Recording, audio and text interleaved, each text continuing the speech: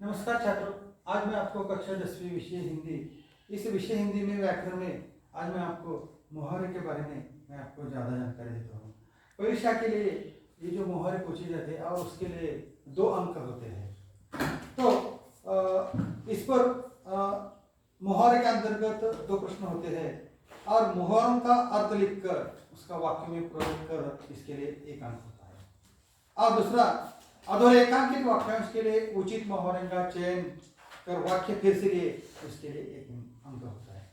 वैसे ही कुल मिलाकर इस मुहावरे के लिए 10वीं कक्षा के लिए 2 अंक होते हैं।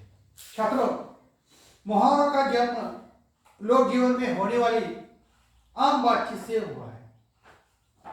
कभी कभी हम किसी बात को लाक्षणिक भाषा में कहते हैं, यही बात धीरे धीरे मुहावरों का रूप धारण कर लेती है।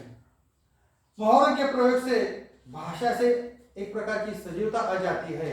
एक मुहावरा उतना कहा जाता है जितना हम लंबी चौड़ी भूमिका बांध कर भी नहीं कह सकते। तो छात्रों, मैं आपको कुछ वाक्य बताता हूँ।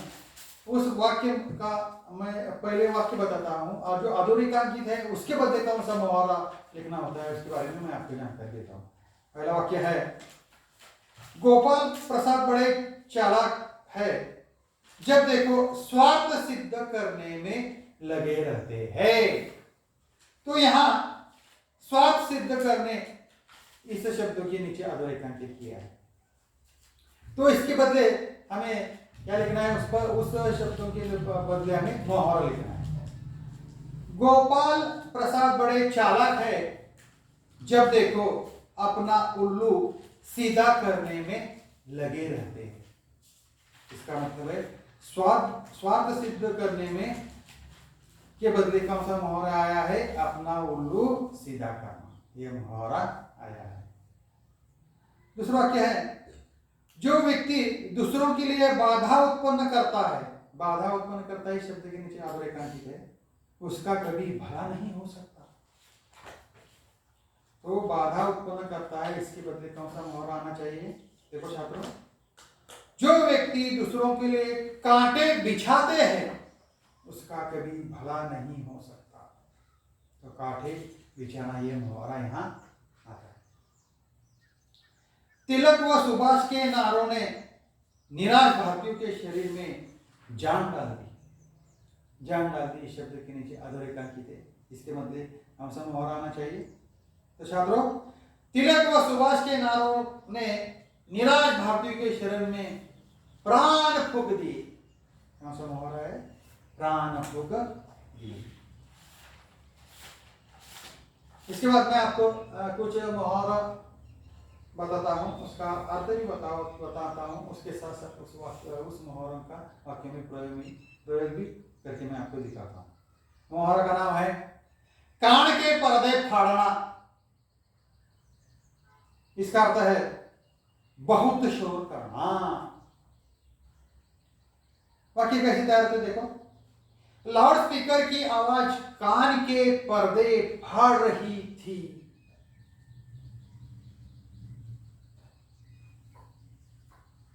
अगला मुहावरा है धावा बोलना। अर्थ है चढ़ाई करना। वाक्य कैसा है देखो, भारतीय जवानों ने पाकिस्तानी घुसपैठियों पर धावा बोल दिया।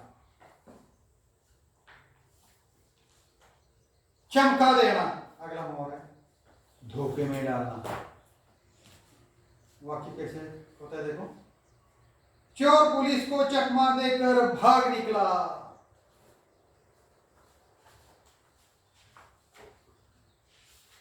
अगला मुहावरा है दो पाटों के बीच आना। उसका अर्थ है बुरी तरह फंस जाना। देखो कैसे वाक्य तैयार होगा, एक ओर गांव वाले तथा दूसरी ओर पुलिस डाकू दो पाटों के बीच आ गए।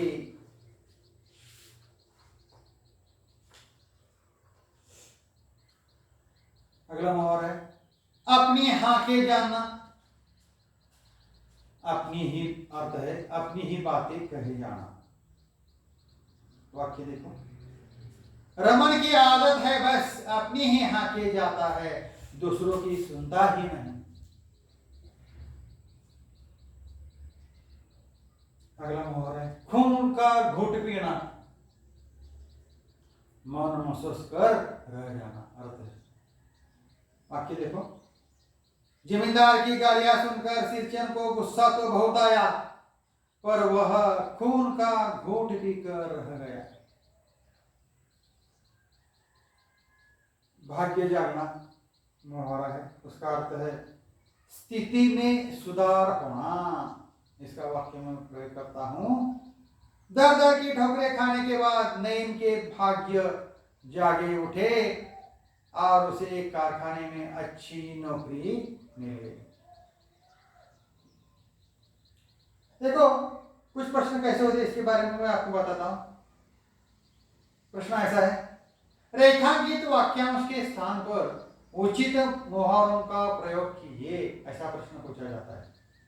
कोष्टक में मुहावरे दिए जाते हैं, जैसे मुंह फुलाना, दाल में कुछ काला होना, पत्थर की लकीर, तिल का ताड़ बनना, बाएं हाथ का कील। कोष्टक में दिए हुए मुहावरे। तो वाक्य दिए हैं और इस वाक्य में से इस वाक्य दिए है, उस वाक्य में कोष्टक में से कौन सा मुहावरा लेना चाहिए, ये अपना ये हम सीखेंगे।